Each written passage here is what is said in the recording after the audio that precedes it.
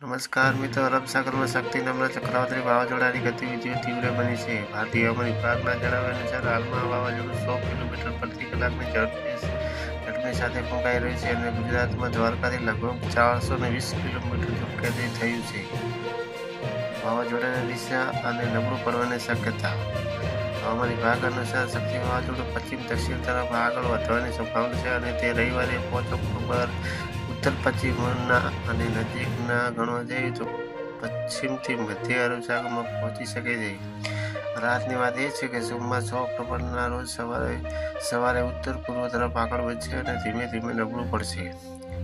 અરબ સાગરમાં વરસાદી સિસ્ટમ સક્રિય થતાં વરસાદની સંભાવના રહેલી છે અને સૌરાષ્ટ્ર અને જો જોઈએ તો કચ્છમાં વીજળીના કડાકા ભડાકા સાથે વરસાદ પડી શકે છે. દરિયાકાંઠાના વિસ્તારોમાં 40 થી 50 કિલોમીટરની ઝડપે પવન ફૂંકાશે અને આગામી 24 કલાક માટે બંદરો પર જો જોઈએ તો LCS-3 સિગ્નલ લાગુ કરાયું છે. દક્ષિણના દરિયાકાંઠે DC-1 સિગ્નલ લાગુ કરાયું છે અને અમદાવાદમાં હળવાથી મધ્યમ વરસાદની આગાહી કરવામાં આવી છે.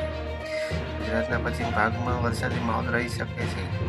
જોવા જોઈએ તો હળવાથી મધ્યમ વરસાદની પણ આગાહી કરવામાં આવી છે.